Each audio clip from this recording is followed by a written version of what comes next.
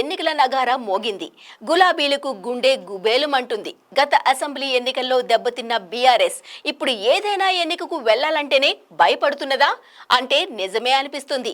10 ఏండ్లు ఏకఛత్రాధిపత్యం సాగించిన ఉద్యమ పార్టీ, విపక్షం అనేదే లేకుండా పాలన చేసిన సీఎం చెప్పిందే వేదం అన్నట్టుగా నడుచుకున్న మంత్రులు, మళ్లీ మాకు తిరుగు లేదని గత అసెంబ్లీ ఎన్నికల్లో దెబ్బతిన్న బీఆర్ఎస్, ఇప్పటికే అభ్యర్థులను ఖరారు చేసిన బీఆర్ఎస్, మరోవైపు కాంగ్రెస్ అభ్యర్థులు కూడా దాదాపు ఖరారు. ఒకప్పుడు ఎదురు లేదని కాలరెగరేసిన గులాబీ దళం ఒక్కసారిగా ఇలా ఎందుకు డీలా పడింది? ఎన్నికలకు వెళ్లాలంటేనే ఎందుకు భయపడుతున్నది అనేదే ఇప్పుడు రాష్ట్రంలో జరుగుతున్న ప్రధాన చర్చ.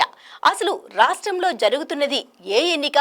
బీఆర్ఎస్ ఆ ఎన్నికలకు ఎందుకు దూరంగా ఉంటుంది అనేది ఈ రోజు మన టీఎస్ న్యూస్ స్పెషల్ స్టోరీలో తెలుసుకుందాం. తెలంగాణలో 3 ఎమ్మెల్సీ స్థానాలకు ఎన్నికల షెడ్యూల్ విడుదలైంది. ఒక పట్టభద్రుల 2 ఉపాధ్యాయ ఎమ్మెల్సీ స్థానాల ఎన్నికల షెడ్యూల్ బుధవారం విడుదలైంది. ఫిబ్రవరి 3వ తేదీన నోటిఫికేషన్ ఇవ్వనుండగా అదే నెల 27న పోలింగ్ నిర్వహించనున్నారు.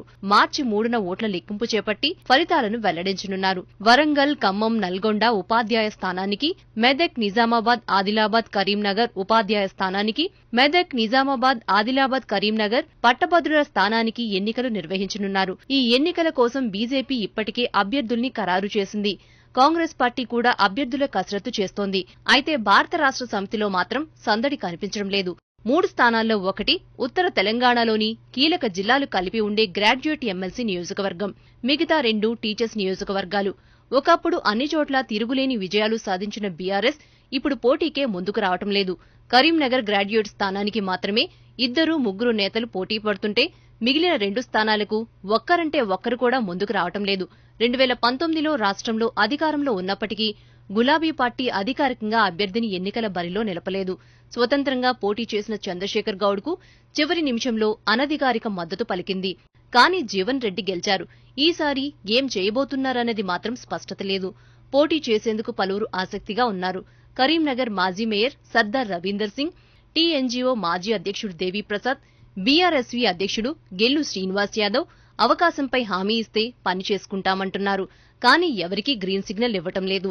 ఇటు బీజేపీ నుంచి గ్రాడ్యుయేట్ ఎమ్మెల్సీ స్థానానికి పటాన్చెరు నియోజకవర్గానికి చెందిన అంజిరెడ్డిని ప్రకటించారు. ఉపాధ్యాయ నియోజకవర్గాలకు విద్యాసంస్థల యజమానిని ప్రకటించారు.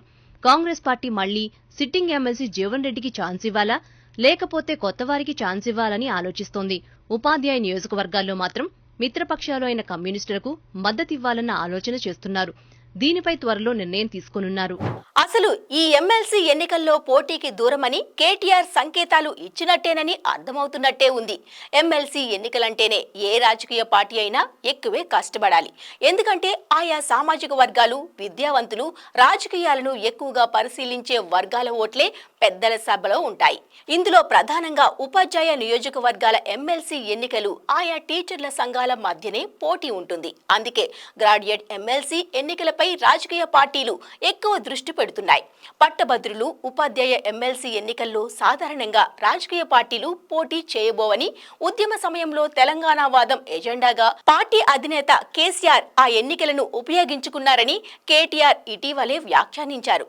ఓటర్ల సంఖ్య కూడా చాలా తక్కువగా ఉంటుందని, వాటికంటే స్థానిక సంస్థల ఎన్నికలు చాలా కీలకమని ఆయన చెప్పారు. అంటే ఇక ఈ 3 స్థానాల్లో పోటీ కేవలం బీజేపీ, కాంగ్రెస్ మధ్యనేనని తేలిపోతుంది.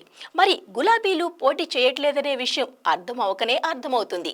ఇది ఎమ్మెల్సీ ఎన్నికల హడావుడి. మళ్ళీ మరో స్టోరీతో మళ్ళీ కలుద్దాం. అందరికీ సెలవు, నమస్తే.